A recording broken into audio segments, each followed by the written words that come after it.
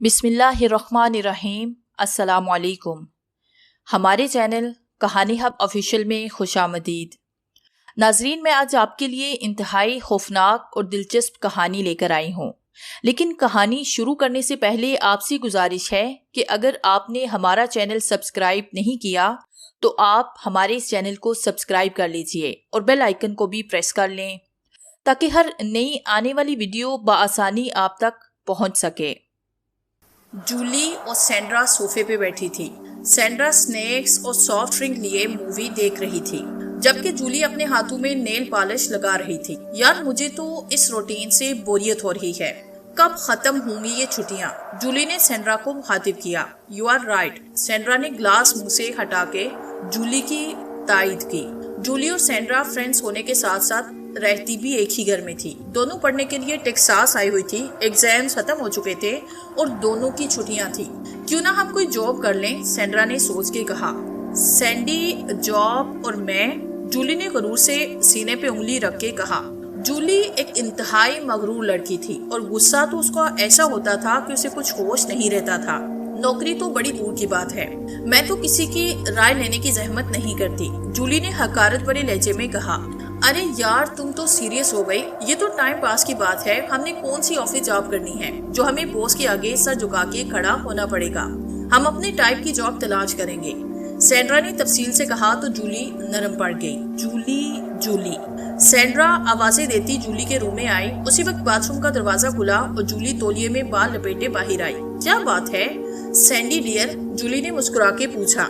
जूली की सारी खुश अहलाकी सिर्फ सैंड्रा के लिए थी। वो सैंड्रा की बहुत सी बातें ना चाहते हुए भी मान लेती थी, क्योंकि सैंड्रा में उसकी जान बसती थी। दोनों बचपन की क्लोज फ्रेंड्स थी। जूली, एक जॉब है जो हम दोनों एक साथ कर सकते हैं। कल हमें चलना है, सैंड्रा ने खुशी से उछलते हुए कहा। जॉब है क्या? जूली ने तौलिया एक तरफ डाला और हेयर ड्रायर से बाल खुश करने लगी।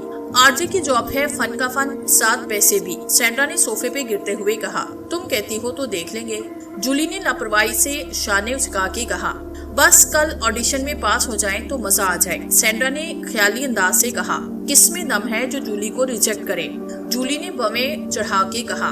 I like your confidence, Sandra ने कहा तो वो दोनों खिलखिला के हंसने लगी।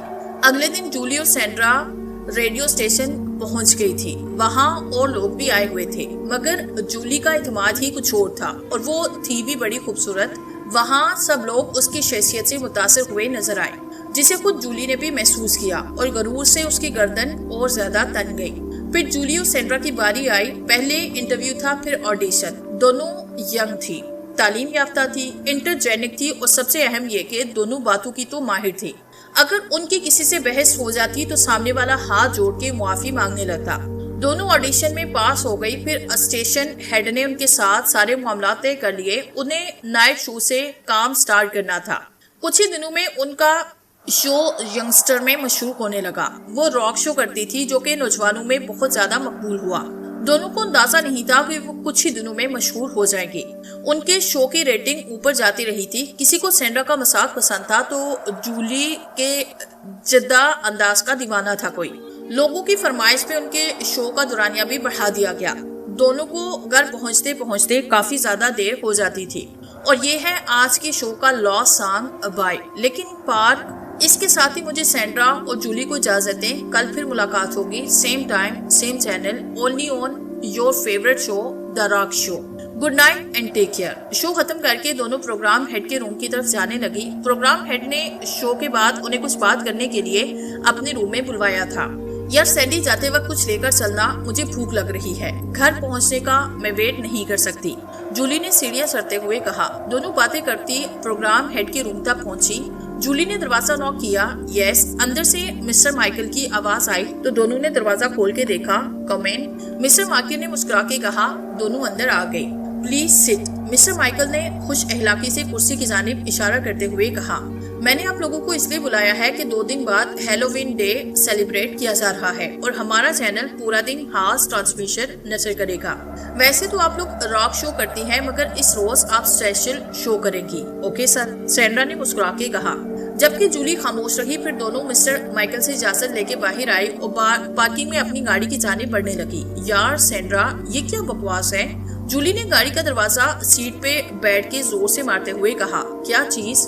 ये हैलोवीन शो और क्या? जूली ने मुंह फुला के कहा, तो इसमें है क्या भाई? जब हैलोवीन हर साल सब सेलिब्रेट करते हैं तो उसी हवाले से शो होगा ना। सैंड्रा ने गाड़ी रोकते हुए कहा और फिर गेट खोल के गाड़ी से उतर गई। जूली ने म्यूजिक प्लेयर ऑन किया और बेटल्स को सुनने लगी। थोड़ी देर में सैंड्रा गाड़ी में आके बैठी। उसने बर्गर जूली की जानी बढ़ाया और खुद हाथ में मौजूद ड्रिंक कैन खोल के गाड़ी स्टार्ट करके आगे बढ़ा दी। घर पहुंच के दोनों लाउंज में सोफे पे बैठ गई। यार मेरा सर दर्द से फटा जा रहा है, जूली ने दोनों हाथ सर पे रख के दबाते हुए कहा। ऐसा करो तुम फ्रेश हो जाओ, मैं तुम्हारे लिए अच्छी सी कॉफी बना के लाती हूँ, सैंड्रा ने प्यार से उसका सर सहलाते हुए कहा। कुछ देर में जूली फ्रेश होकर बिस्तर पे बैठ गई। सैंड्रा काफी का मग लिए उसके पास आई और उसे कॉफी दे के वहीं बैठ गई। सैंड्रा यार वो बकवास हो तुम अकेले ही कर लेना और मेरे ना आने का बहाना बना देना। जिस चीज में यकीन नहीं करती मैं उसके बारे में लोगों को क्या बोलूंगी। मुझे तो ये सब इंतहाई फजूल लगता है। भूत, चुड़ैलें, वैम्पायर और डेमन वगैरह भला इनका वजूद भी है। इन सब के रूप बना के लोगों से बेखुदा मजाक करो, डराओ। ट्रिक और ट्रीट, जूली ने बेजारी का इजहार करते हुए कहा। कम ऑन जूली, तुम अभी तक इसमें अटकी हो। यार ये सिर्फ एक ट्रेडिशन है जो लोग सेलिब्रेट करके एंजॉय करते हैं, सैंड्रा ने कहा। करते होंगे लोग, मगर मैं इस पे यकीन नहीं करती। ऐसी किसी चीज का वजूद नहीं होता जिसे लोग सुपर नेचुरल कहते हैं। जूली ने अपनी भड़ास निकाली। नहीं करती यकीन तुम तो ना करो, मगर जो लोग करते हैं उन पे तुम गुस्सा क्यों निकाल रही हो? हर शख्स आजाद होता है अपनी मर्जी के लिए, सैंड्रा ने उसे समझाया। अच्छा तुम करती हो इन सब पे यकीन? जूली ने बेसाख्ता सवाल किया। आई डोंट नो, कुछ सच होता है कुछ हकीकत, मगर मुझे इन सब के वजूद से इनकार नहीं, सैंड्रा ने जवाब दिया। अच्छा बहुत ज्यादा देर हो गई है, मैं सोने जा रही हूँ, मुझे नींद आ रही है, गुड नाइट। सैंड्रा जूली के रूम से चली गई। स्टूपिड हो तुम बाकी लोगों की तरह। जूली ने मग साइड टेबल पे रखा और बिस्तर से कूद के निकल आई और ब्रश करने चली गई। जूली अपने रूम से बाहर आके डाइनिंग टेबल पे नाश्ता देख के हैरान हो गई। रोज सैंड्रा जूली के आने से पहले सब तैयार करके रखती थी, मगर आज टेबल खाली था। जूली फौरन सैंड्रा के रूम के पास आई, दरवाजा नॉक करके सैंड्रा को आवाज दी, मगर अंदर से कोई भी जवाब न आया। जूली ने हैंडल घुमाया, अंदर जाके आवाज दी, सैंडी, मगर सैंड्रा बिस्तर से ना उठी। जूली ने करीब जाके सैंड्रा को हिलाया। जैसे ही जूली का हाथ सैंड्रा के हाथ से टकराया, वो चौंक गई। सैंड्रा बुखार में तप रही थी। ओ सैंडी, जूली ने घुटनों के बल बैठ के सैंड्रा को आवाज दी। सैंड्रा ने अपनी बोझल आंखें मुश्किल से खोली, उसकी आंखें भी सुर्ख हो रही थी। जूली ने जल्दी से डॉक्टर को कॉल करके बुलाया। डॉक्टर ने कहा कोई खास बात नहीं, दवा खा के एक दिन रेस्ट करें, ठीक हो जाएंगी। जूली ने सैंड्रा को हल्का फुल्का नाश्ता देके दवा दी और खुद अपना लैपटॉप निकाल के उसके बराबर में बैठ गई। दोपहर को सैंड्रा को छींके आने लगी। लगता है ये छींके मुझे पागल कर देंगी, सैंड्रा ने झुंझलाते हुए कहा। जूली ने डॉक्टर को कॉल करके सैंड्रा के लिए नई दवा ले ली। सैंड्रा को जोरदार छींक आई तो उसने अपना सर पकड़ा और तकिया ऊंचा करके टेक लगा के बैठ गई। शाम होते होते सैंड्रा का नजला बढ़ गया था। लो सैंडी, ये गर्मा गर्म सूप पियो, फिर दवा खा लेना। जूली ट्रे में सूप का भाप उड़ाता प्याला लिए सैंड्रा के पास आ गई। प्याला सैंड्रा की जाने बढ़ाया। यू नो सैंडी, तुम्हारी वजह से आज का ये बोरिंग शो मुझे अकेले करना पड़ेगा, जूली ने मुंह बनाते हुए कहा। I am really sorry, Sandra ने सूप पीते हुए कहा। अच्छा अब मैं जा रही हूँ, दरवाजा मैं लॉक कर जाऊंगी, तुम ये सूप पूरा खत्म करना और फिर आराम करना, ओके? जूली ने कहा तो सैंड्रा ने मुस्कुरा की गर्दन हिला दी। Hello and very warm welcome to all my listeners. आज थर्सडे 31 अक्टूबर है। आज का हमारा शो नॉर्मल से हटके है। जैसा कि आप सबको पता है कि 31 अक्टूबर को हैलोवीन डे मनाया जाता है। इस हवाले से आप लोगों ने सारा दिन मुख्तलिफ शोज एंजॉय किए होंगे। हमारा शो भी उसी का हिस्सा है। आज का शो नॉर्मल शो नहीं होगा, बल्कि आज आप कॉल्स करके मुझे बताएंगे कि आपने कभी सचमुच का भूत देखा है। आज आपके साथ सिर्फ मैं हूँ, सैंड्रा नहीं आ सकी। आप मुझे कॉल्स करें और अपने अपने एक्सपीरियंस शेयर करके बताएं। नंबर आपका जाना पहचाना है। जूली ने नंबर दोहराया और सॉन्ग प्ले कर दिया और फिर जाके खूब बका। दिल तो चाह रहा है ये बकवास छोड़ के अभी भाग जाऊं। इससे अच्छा तो सैंडी की जगह मैं बीमार हो जाती, कम से कम ये शो तो ना करना पड़ता। सॉन्ग खत्म हुआ तो जूली ऑन एयर चली गई। आज का सवाल मैं एक बार फिर दोहरा देती हूँ, आपने कभी सचमुच का भूत देखा है? उसके साथ ही देखते हैं आज के शो के पहले या पहली कॉलर कौन है। हेलो, जूली ने कहा। Hello Julie, I am Natasha, दूसरी तरफ से लड़की बोली। जी नताशा, क्या कहना चाहेंगी आप? हमारे पुराने घर में अजीबोगरीब चीजें होती थी, नताशा ने बताया। कैसी चीजें? रात को हमारे घर की खिड़कियां बजने लगती थी, नताशा बोली। ये तो कोई अजीब बात ना हुई, ये तो हवा से भी हो सकता है। रात को ऐसे लगता था कि जैसे छत पे कोई भाग रहा हो, नाश्ता ने मजीद बताया। ये भी कोई अजीब बात नहीं, कोई बिल्ली वगैरह होगी, ये सब वहम होता है, कुछ नहीं। एनीवे नताशा और कुछ कहना चाहेंगी आप? सैंड्रा किधर हैं? सैंड्रा को बुखार है, इसलिए वो नहीं आ सकी। Okay bye. जूली ने कॉल के बाद सॉन्ग प्ले किया और सुकून का सांस लिया। सॉन्ग के बाद कमर्शियल ब्रेक था। जूली ने अपने बैग से चिप्स का पैकेट निकाला और खाने लगी। ब्रेक खत्म होने से पहले वो रेडी होके माइक के सामने आ गई। चलते हैं अपने अगले कॉलर की तरफ। हेलो, जूली ने अपने महसूस अंदाज में कहा। हेलो जी, कैसी हैं आप? एक लड़का बोला। मैं ठीक हूँ, पहले आप सुनने वालों को अपना नाम तो बता दें, जूली ने कहा। ओह, मैं लुइस। ओके लुइस, आप क्या बताएंगे? जूली ने पूछा। हमारे ऑफिस की पार्किंग एरिया में एक रू रहती है। रू, और वो भी पार्किंग एरिया में? जूली ने हंसते हुए कहा। मैं मजाक नहीं कर रहा, मेरे अलावा ऑफिस के कई लोगों ने उस रू को देखा है, लुइस ने संजीदा होके कहा। मगर रू को पार्किंग एरिया में रहने की क्या जरूरत? वो सोती कहाँ होगी? वहाँ तो बिस्तर भी ना होगा, जूली ने कैखाल गाते हुए कहा। लुइस ने नाराज होके फोन रख दिया। लुइस साहिब तो चले गए, हम चलते हैं नेक्स्ट कॉल की तरफ। हेलो, जूली ने कहा। Hello Julie, my name is Roger, दूसरी तरफ से आवाज आई। कहीं रोजर फेडर तो नहीं? जूली ने मजाक करते हुए सवाल किया। नहीं, सिर्फ रोजर, लड़के ने भी हंसते हुए जवाब दिया। ओके रोजर, आपसे किसी भूत की तलाश हुई? भूत? मुझसे खुद सारे भूत घबरा जाएंगे, मैं भूतों पे यकीन नहीं रखता, रोजर ने कहा तो जूली में जैसे जान पड़ गई। I like it. फिर जूली ने रोजर से अच्छी तरह बात करके सॉन्ग प्ले किया। एक के बाद एक कॉल ने जूली का मूड ऑफ कर दिया और फिर मजाक उड़ाते उड़ाते वो रोड पे होती चली गई। किसी की बात काटी, किसी से गुस्से में बात की, यहाँ तक एक लड़की का इतना मजाक उड़ाया कि उसे रुला दिया। शो खत्म होने में थोड़ी देर रह गई तो जूली ने खुशी का इजहार किया। अब हम चलते हैं प्रोग्राम के आखिरी कॉल की तरफ और देखते हैं who is on the line. Julie, phone पे खामोशी थी। हेलो, जूली ने फिर से कहा, मगर कोई आवाज ना आई। जूली लाइन कट करने वाली थी कि किसी की सांसों की आवाज आई। हेलो, जूली ने तीसरी बार कहा, अब की उसके लहजे में बेजारी थी। एक आदमी की आवाज आई। क्या नाम है आपका? जूली ने पूछा। टॉम। मिस्टर टॉम, आप कॉल मिला के सो तो नहीं गए थे? वैसे भी काफी रात होने वाली है, आप क्या करते हैं? जूली ने हंसते हुए कहा। मैं ये बताना जरूरी नहीं समझता, टॉम ने रूखे लहजे में कहा। उसकी बात सुन के जूली का पारा हाई होने लगा। तो मिस्टर टॉम, अब बात करना भी पसंद करेंगे या नहीं? उसने तंज किया। मगर वो ऑन एयर ना होती तो उसकी खूब इज्जत अफजाई करती। मैं शुरू से आपका शो सुन रहा हूँ, आपकी बेहद रूडनेस ने मुझे कॉल करने पे मजबूर किया। आपके बारे में मेरी राय है कि आपके प्रोड्यूसर को फौरन आपको इसके शो से निकाल देना चाहिए, क्योंकि जिस होस्ट को कॉल्स की राय का एहतराम नहीं, उसे माइक पे बोलने का कोई हक नहीं। अगर आपकी राय मुख्तलिफ है, आप भूतों पे यकीन नहीं करती, तो इसका हरगिज़ मतलब ये नहीं कि आप दूसरों की तस्लील करें। ऐसा न हो कि आज आपने लोगों का मजाक उड़ाया, कल आपको इस मजाक की कीमत चुकानी पड़े। टॉम काफी गुस्से में था। आपको अपने तमाम कॉलर से माफी मांगनी चाहिए। सब अपना अपना एक्सपीरियंस शेयर कर रहे थे और अपनी राय इन पे। टॉम बात कर ही रहा था कि जूली ने जानबूझ के इसकी लाइन डिस्कनेक्ट कर दी और चालाकी से बात बनाई। ऊप्स, लगता है लाइन ड्रॉप हो गई। एनीवे, इसके साथ आज के शो का वक्त खत्म हुआ। मैं आपको लास्ट सॉन्ग के साथ छोड़ के जा रही हूँ। अपना ख्याल रखिएगा, कल फिर मुलाकात होगी। सॉन्ग है thriller by Michael Jackson. Good night and finally bye. Julie ने शो एंड किया, माइक ऑफ करके बड़बड़ाई, सॉरी माय फुट। घड़ी पे देखा, 11:15 हो रहे थे। उसने पर्स से चाबी निकाली, उंगली में घुमाते हुए लिफ्ट में आ गई।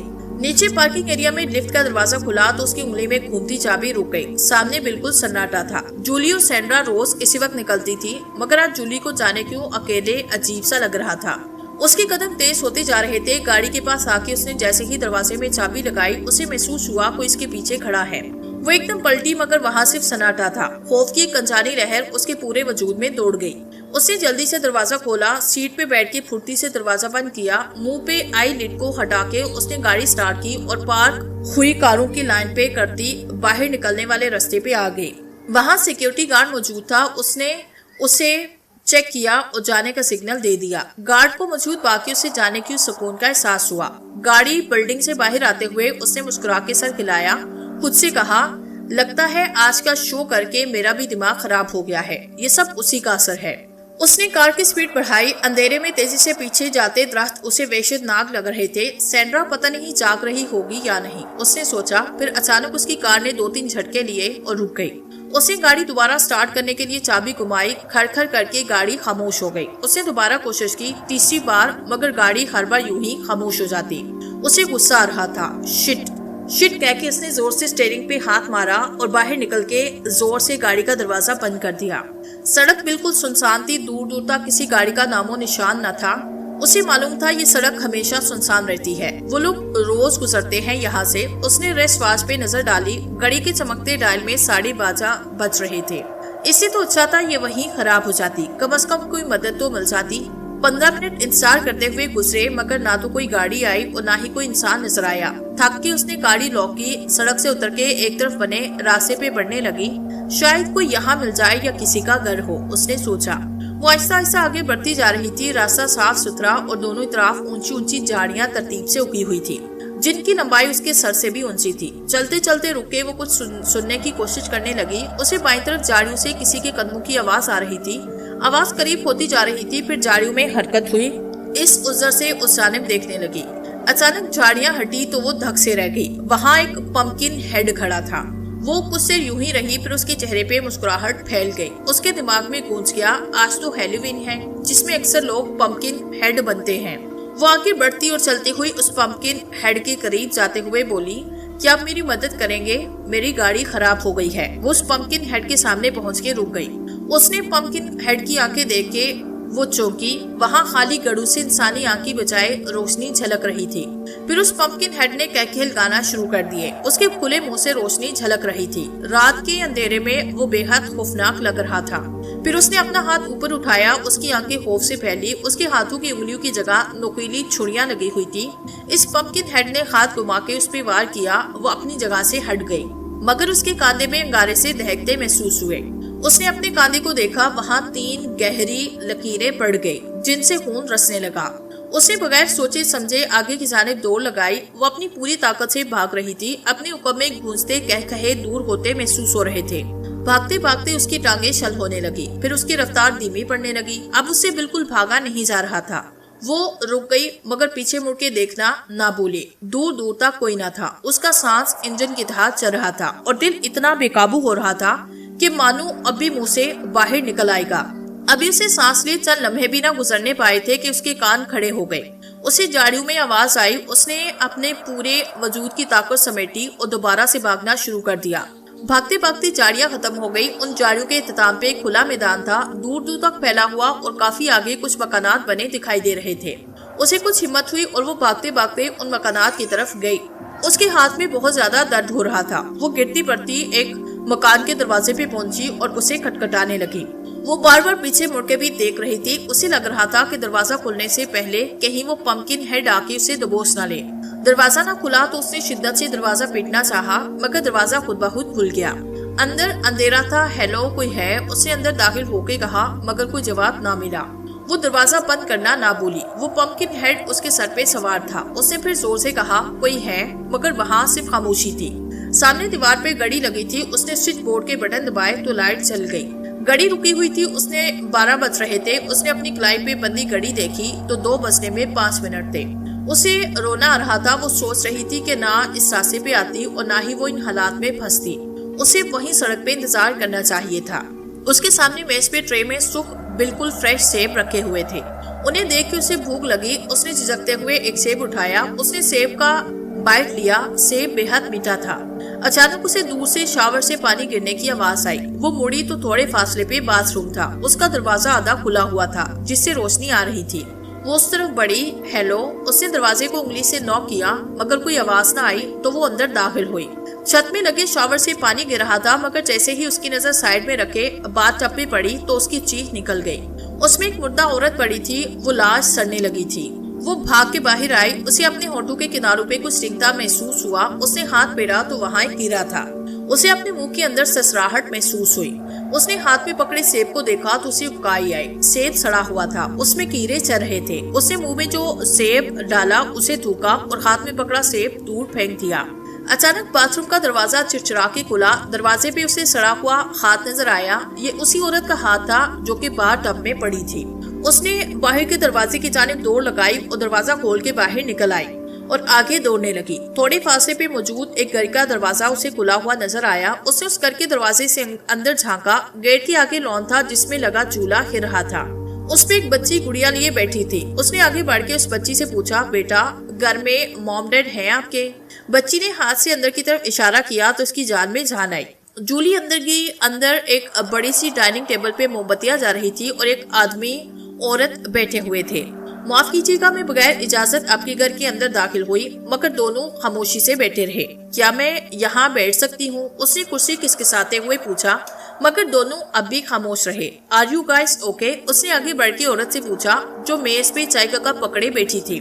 उसने आदमी की तरफ देखा। वो हाथ में अखबार थामे इस पे झुका हुआ था। उसने औरत के शाने पे जैसे ही हाथ रखा तो वो हाथ के दबाव से हिली और टूट के बिखरने लगी। उसका हाथ चाय के कप में रह गया। वो चीख मार के पीछे हटी तो उस आदमी से टकरा गई। आदमी कुर्सी से नीचे गिरा और रेजा रेजा होके फर्श पे बिखर गया। जूली उठते कदमों बाहर भागी। ओ गॉड हेल्प मी, उसने रोते हुए कहा। लॉन में बच्ची उल्टे कदमों बाहर भागी। ओ गॉड हेल्प मी, उसने रोते हुए कहा। लॉन में बच्ची अभी तक झूले में बैठी थी। जूली से पहले कि वो बाहर निकलती, वो बच्ची कूद के उसके सामने आई। उसके हाथ में गुड़िया के साथ एक टोकरी थी। उसने कहा, ट्रिक और ट्रीट।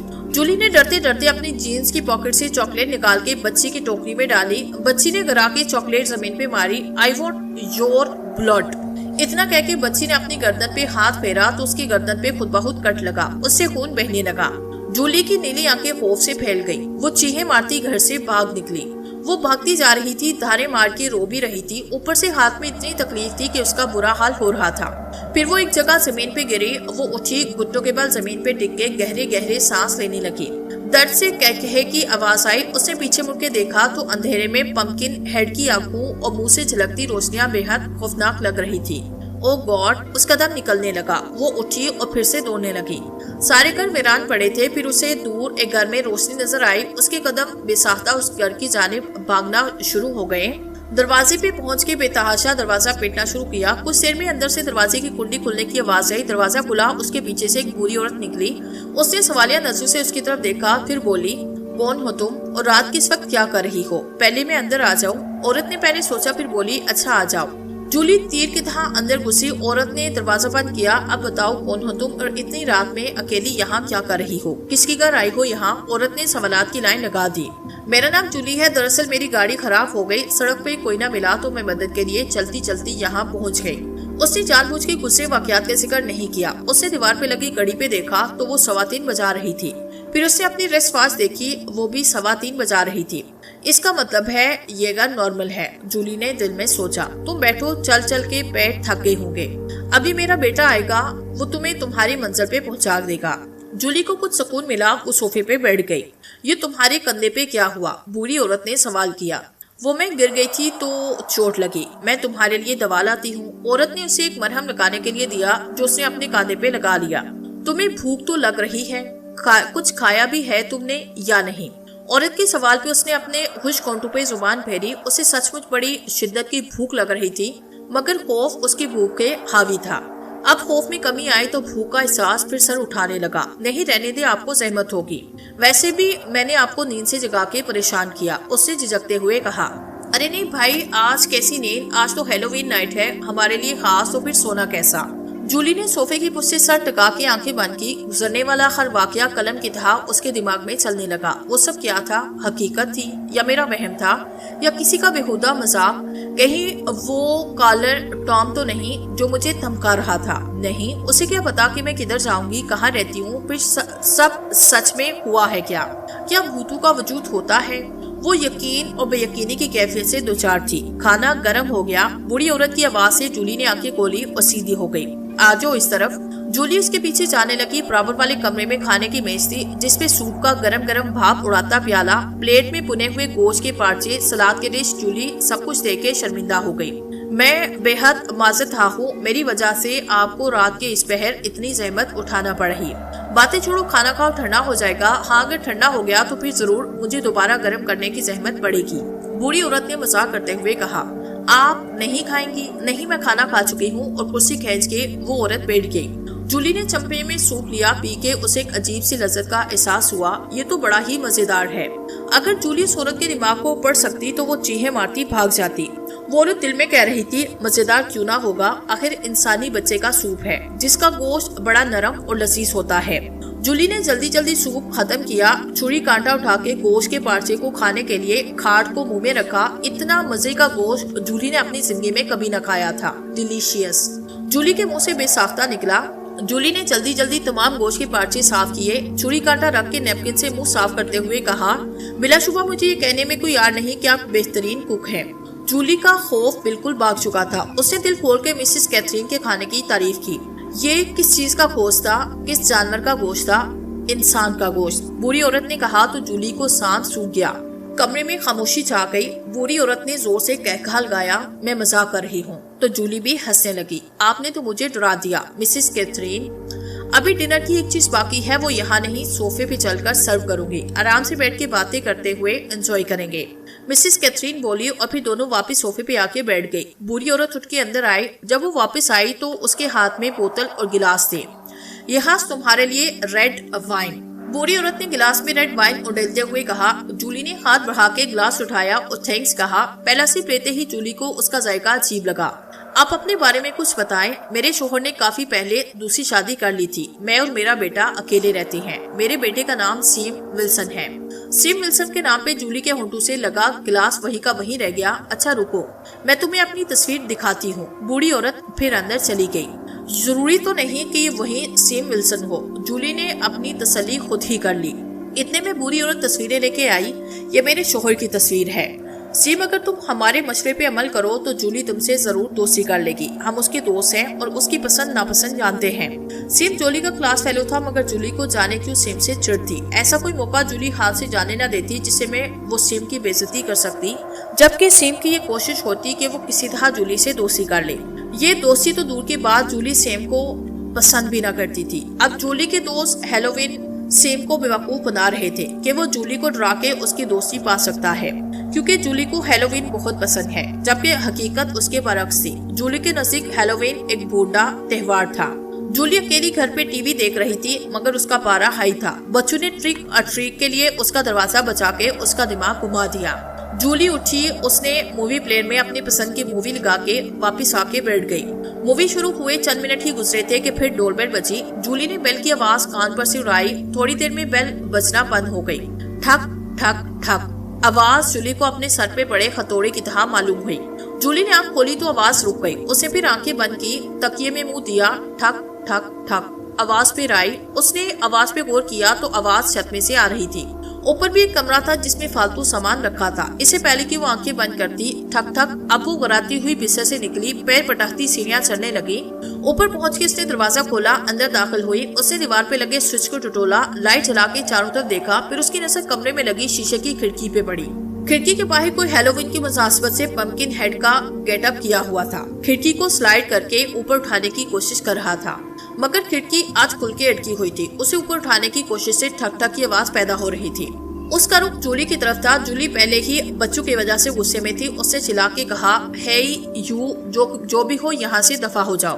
उस शख्स ने जूली की बात सुनी अनसुनी कर दी। ऐसा ऐसा आगे बढ़ने लगा। देखो, मैं तुम्हें वार्न कर रही हूँ। इतना कह के जूली ने बेसबॉल का बैट उठाया जो साइड में रखा था। इस बैट से तुम्हारा ये कद्दूनुमा सा तोड़ दूंगी। जूली ने गलत फहमी में एक बैट फजा में बुलंद किया, फिर भरपूर ताकत से बैट उस शख्स के सर पे दे मारा। सर पे पहना हुआ पंपकिन फट के जमीन पे गिरा और साथ वो शख्स लड़खड़ा के जमीन बोस हुआ। उसके सर के आसपास खून की लकीरें नमूदार होने लगी। वो कोई और नहीं बल्कि सैम था। ओ गॉड, ओ नो, ये मैंने क्या कर दिया। वो सैम के पास आई। उसके सर से खून बह रहा था, मगर सांस आ रही थी। जूली ने बड़ी मुश्किल से सैम को घसीटा, फिर नीचे लाके उसे गाड़ी में डाला और हॉस्पिटल ले गई। हॉस्पिटल में जूली ने अपना नाम गलत बताया और ये कहा कि वो रास्ते में जा रही थी। ये नौजवान सड़क पे पड़ा मिला और उसे वहाँ छोड़ के वापस आई। घर आके उसने वो बेड चलाया, सारे खून के धब्बे साफ किए। अगले दिन उसे न्यूज मिली कि सैम की खांसी में डेथ हो गई। हॉस्पिटल पहुँच जाने के बाद चोट इतनी ज्यादा शदीद थी कि वो बच न सका। जूली को दिल ही दिल में बड़ा अफसोस था, मगर वो खामोश रही। बोलती भी क्या, अगर बोलती तो फंस जाती। कुछ दिन ये खबर सबके लिए हॉट टॉपिक बनी रही, मगर वक्त के साथ इस पे धूल जमने लगी।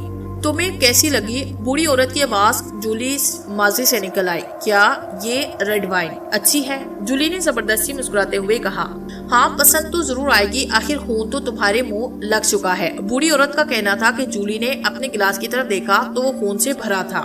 जूली को काई आई। कितनी बेरहमी से तुमने मेरे बेटे को मारा, ऐसा क्या किया था सैम ने? बूढ़ी औरत की आंखें सुख होने लगी। जूली डर के पीछे खिसकने लगी। बकवास करती हो तुम, बूढ़ी औरत धारी। जूली सोफे से नीचे गिरी, उसके पसीने छूटे। तुमने कत्ल किया था मेरे सेम का। थप थप थप करता हुआ कुछ सीढ़ियां उतर रहा था। जूली ने आवाज की तरफ गर्दन घुमा के ऊपर मुंह उठाया तो उसका मुंह खुले का खुला रह गया। वो पंपकिन हेड यानी सेम था। जूली लड़खड़ाती उठी, दोनों हाथ जोड़ के बोली, सेम मुझे माफ कर दो। वो पंपकिन हेड उसके करीब पहुंच के लम्हे भर के लिए सर झुका के खड़ा हुआ, फिर अचानक अपना बेट वाला हाथ फिजा में बुलंद करके जूली पे वार किया। जूली की किस्मत थी कि वो वक्त पे एक तरफ हो गई, वरना उसके सर के परहचे उड़ जाते। जूली मुड़ी, दरवाजा खोल के बाहर आई और जिधर से आई थी उसी तरफ दौड़ने लगी। भागते भागते वो सारे घर फिर उसके सामने आ रहे थे, मगर वो पूरी ताकत से भाग रही थी। अचानक जूली को अपनी पिंडली में गारे दहकते महसूस हुए। उसकी चीखें निकली। जूली ने दूसरे पैर से एक जोरदार लात उसके मुंह पे मारी। वो बुरी औरत दूर गिरी। जूली लड़खड़ाती हुई उठी। पीछे से किसी ने उसकी कमर के गिर्द हाथ डाल के उसे दबोच लिया। वो दोबारा उन्हीं झाड़ियों वाले रास्ते पे भाग रही थी। उसकी हिम्मत जवाब दे चुकी थी। अचानक किसी ने उसकी कमर में पीछे से नुकीली चीज घुसेड़ी। आह की आवाज के साथ जूली जमीन पे गिरी। इसमें अब उठने की ताकत न थी। उसे अपनी मौत सर पे नजर आ रही थी। मिस्टर कैथरीन ने जूली के सुनहरी बाल मुट्ठी में जकड़े, फिर उसकी गिरफ्त और सख्त हुई। जूली का सर और पीछे खिंचा, उसका चेहरा आसमान की तरफ हो गया।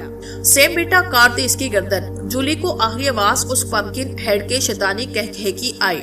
अचानक जूली की आंखें सूरज की किरणों से चंदिया गई। उन दोनों माँ बेटे के वजूद में आग भड़क उठी। जूली बेहोश होकर जमीन पे गिर गई। जूली के रात भर गायब होने पे अगली सुबह सैंड्रा ने पुलिस को इन्फॉर्म किया। उनके साथ रेडियो स्टेशन से वापस आने वाले रास्ते पे गई। वहाँ सैंड्रा की गाड़ी सड़क के किनारे खड़ी थी, मगर उसमें जूली मौजूद न थी। पुलिस ने सामने देखा, फिर उसी रास्ते पे उनकी गाड़ी की निगाह पड़ी तो वो सब उस जानिब चल पड़े। कुछ दूर जाके उन्हें जूली जमीन पे जख्मों से चूर बेहोश पड़ी। सैंड्रा ने जल्दी से जूली को देखा, फिर पुलिस ने एम्बुलेंस कॉल करके जूली को अस्पताल पहुंचाया। आपका क्या ख्याल है, मैं झूठ बोल रही हूँ? जब जूली से बयान लिया गया तो उसने ये कहा। जूली को गुस्सा आया। सैंड्रा ने बात को संभालते हुए ऑफिसर को जाने का कह दिया, क्योंकि वो जानती थी कि जूली भूतों पर यकीन नहीं करती। अगर वो ये कह रही है तो इसमें जरूर सच्चाई होगी। जूली ने ठंडी सांस ली। उसे वो तमाम वाकयात अच्छे से याद थे। उसके जहन इस बात का सबूत थे कि उसने कोई ख्वाब नहीं देखा, बल्कि वो सब हकीकत थी। अब जूली की राय भूतों चुड़ैलों के बारे में मुख्तलिफ थी। उसने सोच लिया था कि ठीक होने के बाद वो अपने शो में अपने सब कॉलर से उस हैलोवीन के बारे में माफी मांगेगी। उसे अपने कॉलर टॉम के अल्फाज भी याद थे। ऐसा न हो कि आज आपने लोगों का मजाक उड़ाया, कल आपको इसी मजाक की कीमत चुकानी पड़े। जूली ने अपने गुनाह का इतराफ करने का फैसला किया और उसने सुकून के साथ अपनी आंखें बंद कर ली।